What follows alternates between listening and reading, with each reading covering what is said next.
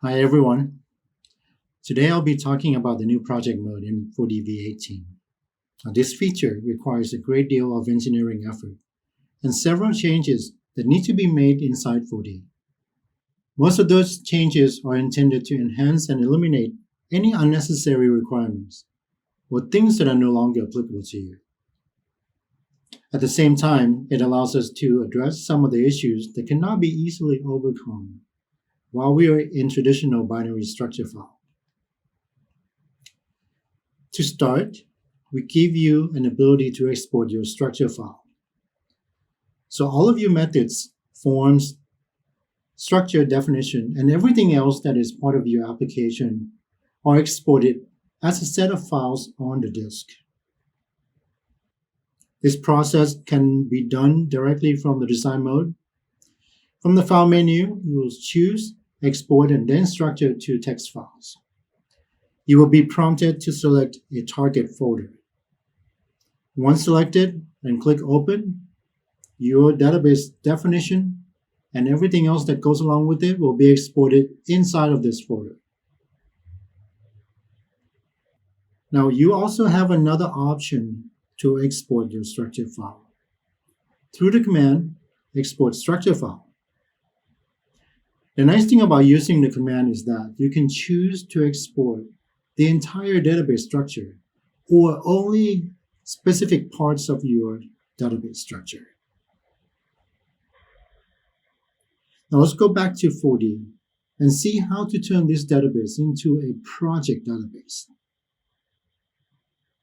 First, I want to show you what is inside of the database package.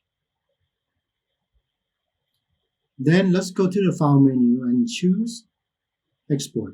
This time we are going to choose Structure to Project. Once it's done, you'll get a prompt alert like that. Inside of the package, you'll see that there's a new folder called Project. The project folder contains two main items. Sources folder, which is going to contain your database definition and everything. There's another file called Contacts, or if it's your database, it'll be your database name, .4d project. Now this file tells 4D that it needs to be opened in a project if you choose to open this file directly with 4D. Now let's go ahead and go back to 4D and let's restart this application in the project mode. Just like that. The application has been restarted and now we are fully running the application in a project mode. Everything else continued to work as before. The next thing I'd like to bring up is the fact that while you're running 4D in the project mode, the users and groups mechanism is no longer applicable to a single user mode or application. Traditionally, in a team development, all users are working on the same copy of the application source. In a collaborative development, each user will be working on his or her own copy of the application source. So any conflict during the development time is completely eliminated by default. And all of the modifications will be merged at the repository level. Therefore, managing user access or permission is no longer needed. However, this doesn't mean that we have removed users and groups feature from 4D. It's still active and fully operational while we are running the application in client server mode. Now, the next thing I want to talk about is some changes that we have made in the area of the file access. Now, some of those commands in the past have been modified to guarantee that they continue to work and operate properly with the new project mode. The command like structure file that returns the path to a .4db or .4dc file will now return 4D project and .4dz as well while you're running the application in the project mode. Here are the two new commands that we introduced in version 17.5.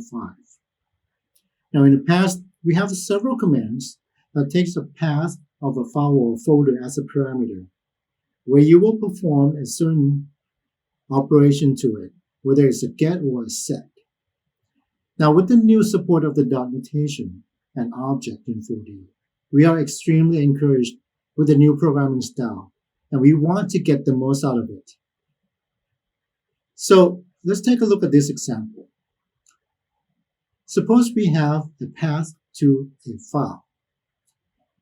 The command file will create an object that includes all the relevance or properties to this file. Now, just like that, with a single execution, you have access to all this information. It means that if you want a file extension or a parent folder path, you can even write a simple expression like that to gain those information.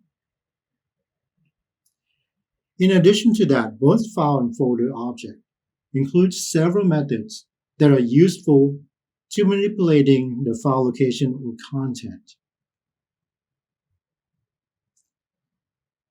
Now let's talk about 4D method. Having a good amount of comments along with your code is always a good thing. But sometimes, just sometimes, too many lines of comments can be a problem. It may get in the way of your work. So here's an example of a code comment. 4D traditionally support line comments. Some people prefer to be able to hide them or collapse the comment. So they came out with a clever way to use the if and end if statement. Perfectly fine. Later on, when we introduced begin SQL and end SQL, they discovered that it does support block comments in there as well. So people starting to adapt to this new feature for their comment purpose. I think it's time for you to get the right feature for the right job. Starting in version 18, block comment is fully supported. It handles indentation as well. For those of you who really like to keep things nice and pretty, this is the feature for you, and you're going to love it. Now, there's a couple of things that you could even do with the block comments that you may not be thinking about. For example, giving this expression, you can even add small comments to describe part of your expression or parameter. For example, you can add your block comment behind a parameter, before a parameter, or even between your command and your parentheses. That is exceptional. And just like that, we come to the end of our presentation. I hope you enjoyed it. There are more to come with V18. Hope to see you soon. Thank you for listening.